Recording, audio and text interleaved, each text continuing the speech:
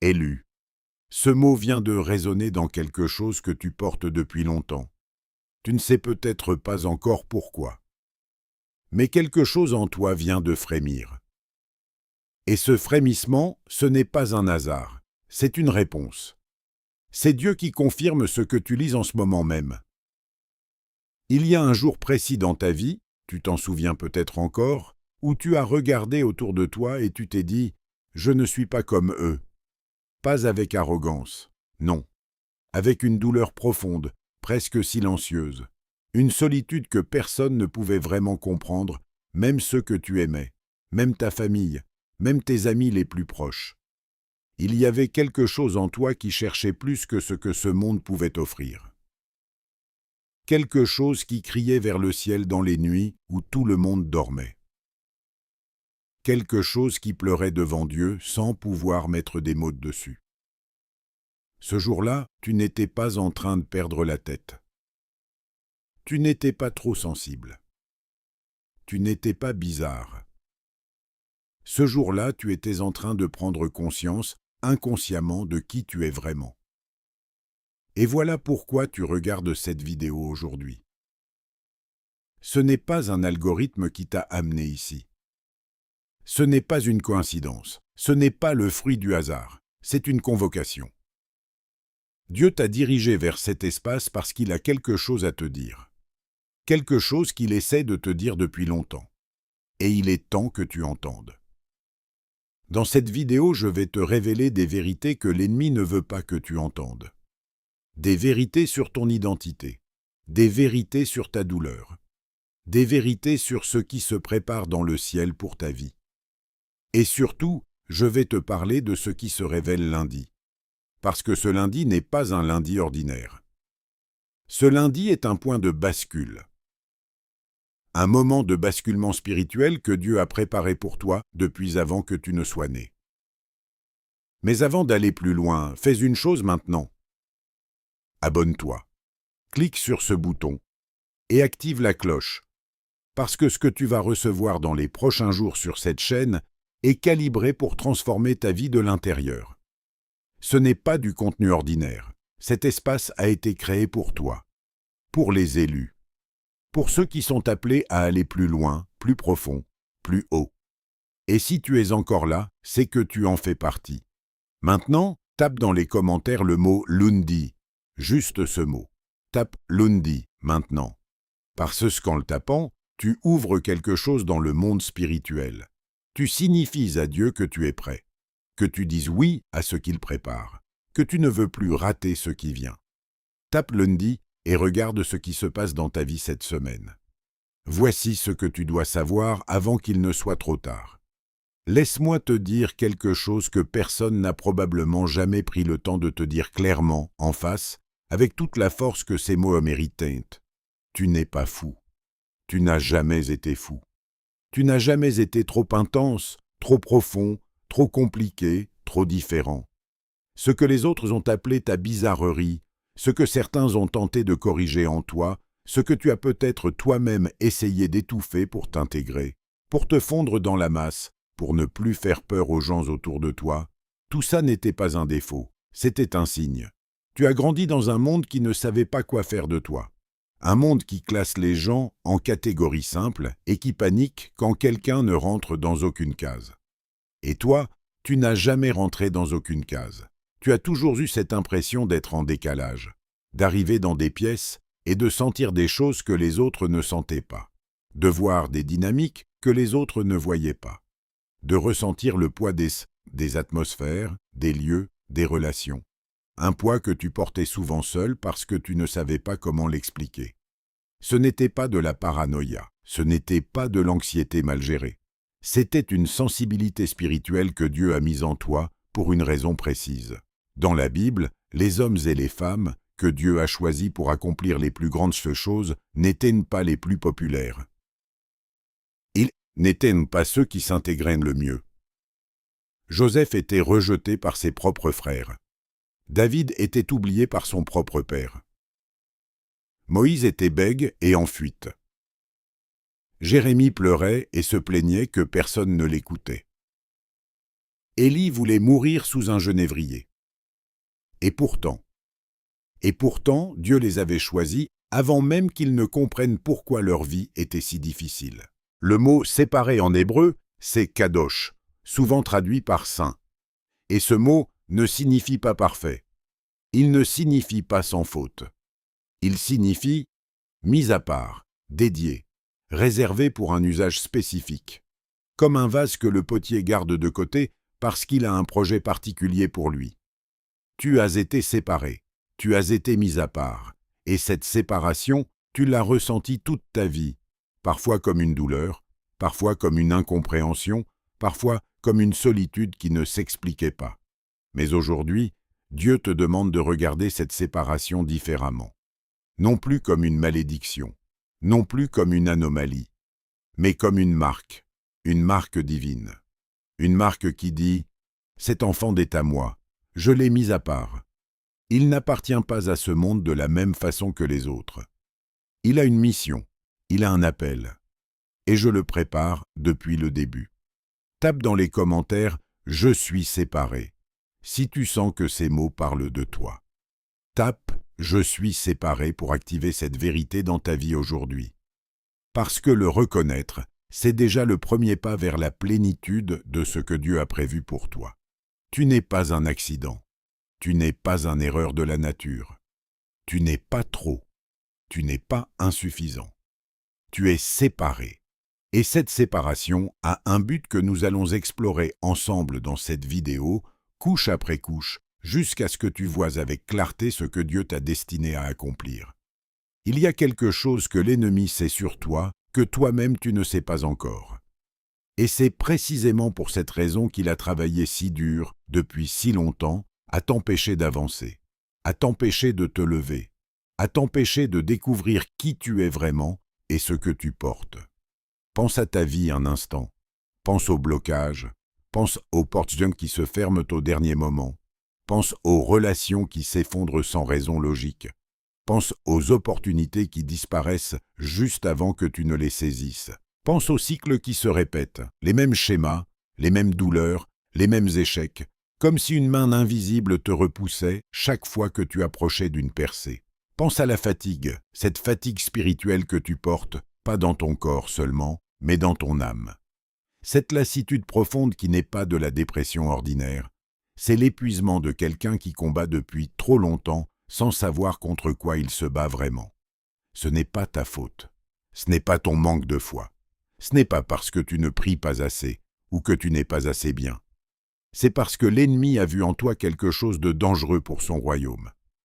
Et il a posé un sceau sur ta vie. Un sceau, dans le langage spirituel, c'est une marque d'assaillement. Quand Satan identifie une menace dans le royaume de Dieu, quand il repère un élu qui pourrait libérer des captifs, briser des chaînes, faire avancer l'Évangile avec une puissance redoutable, il envoie des assignations. Des forces dont le seul travail est de te retenir, de te distraire, de t'épuiser, de te faire douter, de te faire croire que tu n'es pas assez, que tu ne mérites pas, que Dieu t'a oublié, que tes prières ne montent pas plus haut que le plafond. Ces voix que tu entends dans ta tête, celles qui disent « t'as quoi bon », celles qui disent « tu n'y arriveras jamais », celles qui disent « Dieu ne te répondra pas parce que tu n'es pas assez bien », ces voix ne viennent pas de toi. Elles viennent de forces spirituelles qui ont reçu un ordre. Gardez cet élu endormi. Gardez cet élu dans la confusion. Gardez cet élu juste assez occupé à survivre pour qu'il ne réalise jamais sa puissance. Mais voilà la bonne nouvelle. Bessie, elle est donnée, elle est extraordinaire. Un sceau que l'ennemi pose peut être brisé. Et il ne peut être brisé que d'une seule manière, par la révélation. Quand tu vois le sceau, quand tu le nommes, quand tu comprends qu'il est là et pourquoi il est là, à ce moment précis, sa puissance commence à s'effriter. Parce que l'ennemi opère dans les ténèbres, il opère dans l'ignorance. Et la lumière de la vérité est son ennemi le plus redoutable. La Bible dit dans Osée 4,6 « Mon peuple périt parce qu'il manque de connaissance. » Pas parce qu'il manque de bonne volonté, pas parce qu'il est mauvais, parce qu'il ne sait pas. Et cette connaissance que tu reçois en ce moment, cette compréhension de ce qui a été posé contre ta vie, c'est déjà une arme. Tape maintenant « Brise le sceau » dans les commentaires. Tape « Brise le sceau » avec la foi que ces 3 mots sont une déclaration spirituelle. Que tu refuses de rester sous cet assaillement. Que tu te lèves. Que tu ouvres les yeux. Que tu dises à l'ennemi que sa stratégie n'a plus de prise sur toi parce que tu vois maintenant ce qu'il faisait. Lundi, quelque chose se brise pour toi. Mais il faut que tu sois prêt. Et cette préparation commence maintenant. Avant que tu ne prononces ton premier mot, avant que tu n'ouvres les yeux pour la première fois, avant que ta mère ne te tienne dans ses bras, avant même que tu ne sois formé dans son ventre. Il y avait déjà un livre, ton livre. Un livre écrit par Dieu lui-même, de sa propre main, avec une encre que rien ne peut effacer. Le psaume 139 dit ceci : « Tes yeux voyaient mon embryon. Sur ton livre, tout était inscrit. Les jours qui m'étaient destinés, avant qu'aucun d'eux n'existe. » Lis ça encore. Laisse-le descendre. Avant qu'aucun de tes jours n'existe, Dieu les avait déjà écrits. Il avait déjà vu chaque matin de ta vie, chaque douleur que tu allais traverser, chaque victoire que tu allais remporter, chaque moment où tu allais tomber et chaque moment où tu allais te relever. Et il avait écrit chaque page avec intention. Ça signifie quelque chose d'absolument renversant. Rien dans ta vie n'est un accident. Pas ta naissance dans cette famille-là, pas cette ville où tu as grandi, pas ces blessures que tu portes, pas ces saisons sèches que tu as traversées, pas ces nuits où tu te demandais si Dieu t'entendait encore. Tout a été vu, tout a été su, et tout a été permis avec un dessein. Maintenant, comprends bien ce que je dis. Dieu n'a pas créé ta douleur, mais il l'a vue, et il en a fait un matériau de construction. Parce que les élus ne sont pas construits dans le confort, ils sont construits dans le feu. Joseph a été vendu par ses frères, emprisonné injustement, oublié pendant des années, et tout ça était dans le livre. Parce qu'à la fin, Joseph allait nourrir des nations entières. Ce qui semblait être une catastrophe était en réalité un couloir qui menait directement à l'accomplissement du livre que Dieu avait écrit sur lui avant sa naissance. Et ton livre à toi, il est encore en train de s'écrire. Tu n'es pas à la fin de ton histoire. Tu n'es même pas au milieu. Tu es peut-être au moment exact où le personnage principal dans le roman vit sa crise la plus profonde avant le tournant qui change tout. Ce moment dans l'histoire où le lecteur retient son souffle, où tout semble perdu, où l'obscurité est totale, mais où on sait, on sent qu'une lumière extraordinaire est sur le point d'irradier, c'est là où tu es. Et voici ce que Dieu a écrit sur toi, ce que j'entends dans l'esprit pour ceux qui regardent cette vidéo. Tu es écrit comme un libérateur. Tu es écrit comme quelqu'un dont l'histoire va toucher des gens que tu n'as pas encore rencontrés. Tu es écrit comme quelqu'un qui va briser des cycles dans sa lignée, dans sa famille, dans son environnement. Tu es écrit comme quelqu'un dont la douleur va un jour devenir le témoignage qui relève quelqu'un d'autre de sa chute la plus profonde.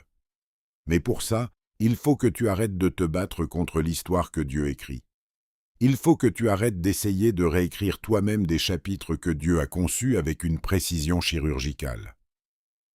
Il faut que tu fasses confiance au narrateur. Même quand le chapitre en cours te fait mal. Même quand tu ne comprends pas. Même quand la page semble vide. Tape « J'accepte mon livre » dans les commentaires. Tape « J'accepte mon livre » comme une déclaration de foi. Comme un oui adressé directement au ciel. Comme une porte que tu ouvres pour recevoir ce que Dieu a préparé pour toi avant même que tu existes. C'est une question que tu as posée. Peut-être pas à voix haute. Mais dans le secret de ton cœur, dans tes nuits les plus longues, dans tes moments de doute les plus intenses, tu l'as posée. Pourquoi moi? Pourquoi est-ce que je souffre autant? Pourquoi est-ce que les gens autour de moi semblent avancer, s'épanouir, construire leur vie sans les montagnes que je dois escalader chaque jour? Pourquoi est-ce que ma foi semble me coûter plus qu'elle ne me donne parfois? Pourquoi est-ce que ma route est si étroite, si rocailleuse, si solitaire? Et si quelqu'un t'a dit que tu souffres parce que tu as péché, ou parce que ta foi est trop faible, ou parce que tu fais quelque chose de travers? Je veux démanteler ce mensonge aujourd'hui avec toute la clarté de la parole de Dieu. Jésus lui-même a dit, « Dans ce monde, vous aurez des tribulations. » Pas vous pourriez avoir. Pas de certains d'entre vous auront peut-être. Vous aurez. C'est une garantie. Et il ne l'a pas dit à des gens de peu de foi. Il l'a dit à ses disciples les plus proches, à ceux qui avaient tout quitté pour le suivre, à ceux qui croyaient avec tout ce qu'ils avaient. Mais voici ce que les prédicateurs du confort ne te disent pas assez souvent. L'intensité de la souffrance que tu traverses est souvent proportionnelle à l'intensité de ce que Dieu prépare pour toi. Les arbres qui produisent les fruits les plus abondants sont ceux qu'on taille le plus sévèrement. La vigne la plus productive passe par la taille la plus radicale, et le tailleur ne coupe pas parce qu'il veut blesser. Il coupe parce qu'il connaît le potentiel de ce qu'il tient entre ses mains.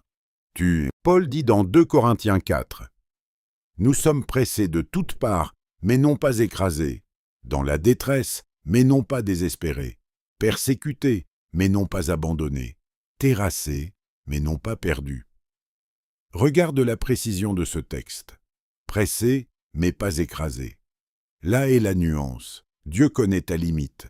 Il connaît le point exactement jusqu'où tu peux aller avant de te briser irrémédiablement. Et il ne te laisse jamais dépasser ce point. Même quand tu sens que tu es à bout.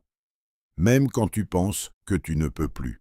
Tape « Je tiens » dans les commentaires. Tape « Je tiens » comme une déclaration. Pas parce que c'est facile. Pas parce que tu n'as pas mal, mais parce que tu choisis de regarder ta douleur différemment, parce que tu choisis de croire que ce feu dans lequel tu te trouves n'est pas en train de te consumer. Il est en train de te purifier. Et ce qui sortira de cette purification-là va éblouir le monde. Il y a une saison que presque tous les élus traversent, une saison que personne ne t'a préparé à vivre. Une saison pour laquelle aucune école de théologie, aucun service d'église, aucun livre de développement spirituel ne t'a vraiment équipé. C'est la saison du silence de Dieu. Cette période où tu pries et où le ciel semble de bronze. Où tu adores et où tu ne ressens rien. Où tu lis la parole et où les mots restent des mots sur une page, sans vie, sans chaleur, sans résonance. Où tu attends un signe et où rien ne vient. Et dans ce silence, l'ennemi vient chuchoter ses mensonges les plus destructeurs. Dieu t'a abandonné. Tu as fait quelque chose d'impardonnable. Tu n'es plus dans sa grâce. Les autres entendent Dieu, mais pas toi, parce que tu n'es pas vraiment élu. Tu as raté ta chance. Il est trop tard pour toi. Et si tu n'as pas de réponse théologique à ces voix, si tu n'as pas quelqu'un pour te dire la vérité dans ce moment-là, ce silence peut devenir le tombeau de ta foi. Alors je veux te dire qu'aujourd'hui, avec toute l'autorité de la parole de Dieu, le silence de Dieu n'est pas un abandon. Ce n'est jamais un abandon. Jésus lui-même, le Fils de Dieu, parfait, sans péché, infiniment aimé du Père, a vécu cette expérience. Sur la croix, il a crié « Mon Dieu, pourquoi m'as-tu abandonné ?» Le Fils éternel de Dieu a expérimenté le silence du Père. Et pourtant le Père n'était pas absent. Il travaillait dans ce silence à la plus grande résurrection de l'histoire. Le silence de Dieu dans ta vie n'est pas un signe que tu as été abandonné. C'est souvent le signe que tu es en train d'être transformé dans un espace que les paroles ne peuvent pas atteindre. Parce qu'il y a des profondeurs dans l'âme humaine que Dieu ne peut sculpter que dans le silence. Que dans l'absence de confirmation sensorielle, que dans la foi nue, pure, sans béquilles émotionnelles. Élijah, après la grande victoire au Carmel, s'est retrouvé seul dans le désert, épuisé, demandant à mourir. Et Dieu n'est pas venu dans le vent violent, pas dans le tremblement de terre, pas dans le feu. Il est venu dans le son d'une brise légère. Certaines traductions disent une voix de fin silence. Dieu s'est révélé dans le silence. Parce que dans le bruit de nos victoires et de nos crises, on n'entend pas toujours le registre dans lequel Dieu parle le plus profondément. Si tu traverses cette saison de silence en ce moment, voici ce que je veux que tu entendes. Il travaille. Derrière les coulisses de ta vie, dans les couloirs invisibles de ton destin, dans les chambres spirituelles auxquelles tu n'as pas encore accès, il travaille. Il aligne des choses, il prépare des personnes, il ferme des portes qui t'auraient détruit si tu y étais entré. Il ouvre des espaces que tu ne peux pas encore voir. La graine ne sait pas ce qui se passe dans l'obscurité de la terre. Elle ne voit pas la transformation qui s'opère dans l'humidité et dans le noir. Mais quelque chose se passe, quelque chose de décisif. Et un matin, elle perce la surface et découvre la lumière qu'elle n'avait jamais vue, mais vers laquelle elle se préparait depuis le début. Tape « Il travaille » dans les commentaires. Tape « Il travaille » comme une déclaration de foi contre le silence. Comme un acte de confiance que ton intelligence ne peut pas toujours justifier, mais que ton esprit reconnaît comme une vérité absolue. Le silence prend fin. Et ce qui vient après le silence dans la vie d'un élu, c'est toujours plus grand que ce qui était avant. Je vais maintenant te parler de ce lundi. Parce que ce n'est pas anodin que cette vidéo porte ce titre. Ce n'est pas du marketing spirituel vide. Il y a quelque chose que Dieu m'a mis dans le cœur pour les élus qui regardent cette vidéo, quelque chose qui concerne un basculement, un point de rupture, un moment de passage, et ce moment porte l'empreinte de ce lundi qui vient. Dans la Bible, les jours ont une signification. Les moments ont une intention divine. Il y a des kairos, des moments opportuns dans l'agenda de Dieu, qui sont différents du temps ordinaire, du chronos, du temps qui s'écoule mécaniquement. Et Dieu m'a montré que pour beaucoup de ceux qui regardent cette vidéo, ce lundi est un kairos, un moment choisi, un moment préparé. Voici ce qui va se briser pour toi ce lundi. Premièrement, la digue de la retenue va se briser. Il y a des bénédictions qui ont été retenues pour pas parce que Dieu ne voulait pas te les donner, mais parce que tu n'étais pas encore au niveau de maturité spirituelle pour les recevoir sans en être détruit. Comme on ne donne pas un couteau à un enfant de 2 ans. Pas parce qu'on ne l'aime pas, mais parce qu'on l'aime et qu'on attend qu'il soit prêt. Ce lundi marque pour beaucoup de vous le moment où Dieu dit « Maintenant tu es prêt, maintenant les digues s'ouvrent ».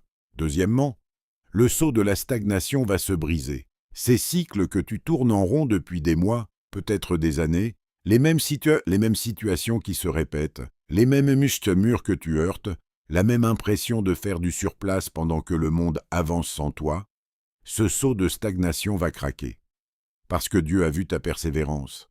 Il a vu que tu n'as pas abandonné même quand tu avais toutes les raisons du monde de le faire. Et cette persévérance a un prix dans le royaume. Troisièmement, le silence va se briser. Pour ceux qui sont dans la saison dont je parlais dans la section précédente, la saison où Dieu semble absent, où le ciel semble sourd, ce lundi marque une percée, un mot qui va venir, une confirmation que tu attendais, un signe que tu avais cessé d'espérer. Ce n'est pas une promesse que je fais de ma propre autorité.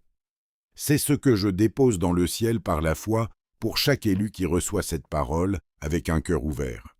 Mais, et c'est crucial, pour recevoir ce qui se brise ce lundi, il faut que tu te positionnes. Il ne suffit pas d'écouter. Il faut agir. La foi sans les œuvres est morte, dit Jacques. Et voici comment tu te positionnes. Tu pries lundi matin avant de faire quoi que ce soit d'autre. Avant de regarder ton téléphone, avant de boire ton café, avant de parler à qui que ce soit. Tu te lèves, tu te mets en position de prière, debout, à genoux, peu importe. Et tu dis à Dieu, « Je suis là, je suis prêt, je reçois ce que tu as préparé pour moi. Je brise dans le nom de Jésus tout ce qui a retenu mes bénédictions, et j'ouvre mes mains pour recevoir. » Tape dans les commentaires « Je suis prêt pour lundi ». Tape « Je suis prêt pour lundi » comme une déclaration publique de foi. Parce que quand tu le dis, quand tu le confesses, tu prépares ton esprit et ton âme à recevoir. Ce lundi change quelque chose. Sois présent. Il y a des signes. Et je ne parle pas de signes extraordinaires, de visions lumineuses, d'anges qui apparaissent, ou de voix audibles qui descendent du ciel. Qui descendent du ciel.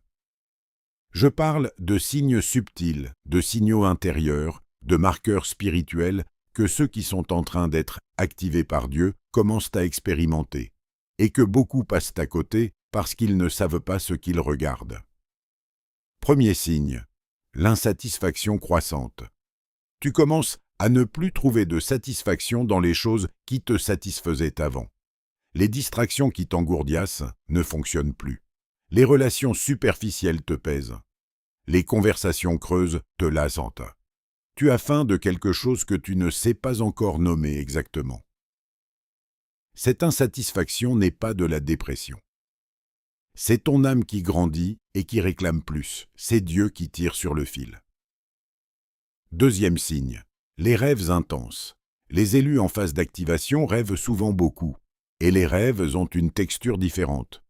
Plus vif, plus réel, plus lourd de sens même si on ne les comprend pas toujours. Certains rêvent d'eau, certains rêvent de lumière, certains rêvent de voler, certains rêvent de lieux qu'ils ne connaissent pas mais qui semblent familiers. Dieu parle encore en rêve comme il l'a toujours fait. Ne balaie pas tes rêves sous le tapis. Troisième signe. Une sensibilité spirituelle amplifiée. Tu sens les atmosphères différemment. Tu entres dans des lieux et tu ressens des choses que tu ne ressentais pas avant avec cette intensité. Tu es plus affecté par la souffrance des autres. Tu as une compassion plus profonde, presque douloureuse parfois. Cette sensibilité est une antenne. Elle est en train d'être calibrée. Quatrième signe. Des confirmations répétées. Des mots que tu lis dans la Bible qui semblent écrits directement pour toi ce jour-là.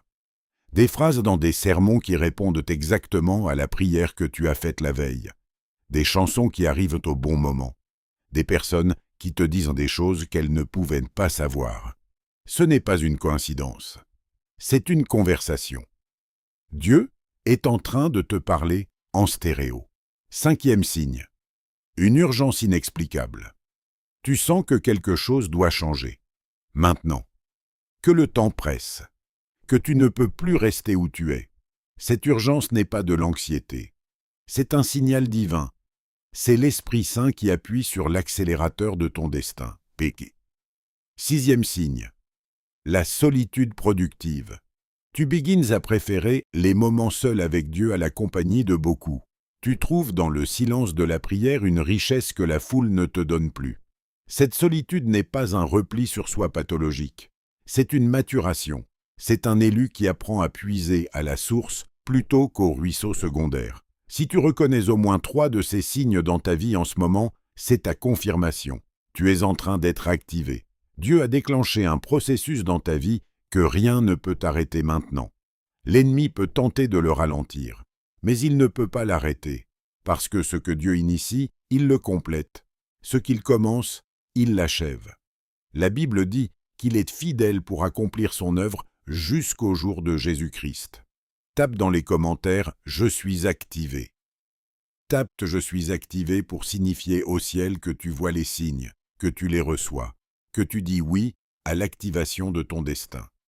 Nous arrivons maintenant au moment le plus puissant de cette vidéo. Parce que tout ce que nous avons exploré ensemble jusqu'ici, ton identité d'élu, le sceau de l'ennemi, le livre de Dieu sur ta vie, ta souffrance, le silence, la révélation du lundi, les signes de l'activation, tout ça trouve son point culminant ici, dans cet espace de prière. Je veux que tu te mettes dans une position de réception. Si tu peux, assieds-toi. Pose tes mains sur tes genoux, paumes ouvertes vers le ciel, comme quelqu'un qui dit « Je reçois ». Respire profondément. Ferme les yeux si tu le peux. Et laisse ces mots devenir ta prière. Reprends-les à ton compte. Dis-les dans ton cœur, dans ta bouche, à voix haute si tu es seul. Parce que les paroles prononcées ont une puissance que les paroles pensées n'ont pas toujours. Père, je viens devant toi en ce moment précis, dans cet espace que tu as créé pour moi. Je viens non pas parce que je suis parfait, mais parce que tu m'as choisi. Je viens non pas parce que j'ai tout bien fait, mais parce que ta grâce est plus grande que mes fautes. Je viens parce que tu m'as convoqué ici, dans cette vidéo, à cette heure précise, pour une raison que tu connais et que je reçois par la foi. Père, je brise aujourd'hui, au nom de Jésus, tout sceau que l'ennemi a posé sur ma vie. Tout assignement envoyé contre mon destin, je le renvoie à l'expéditeur. Toute chaîne de stagnation, tout cycle de répétition, toute digue retenant mes bénédictions, je les brise au nom qui est au-dessus de tout nom. Le nom de Jésus. Père, je reçois aujourd'hui la révélation de qui je suis vraiment. Je ne suis pas un accident.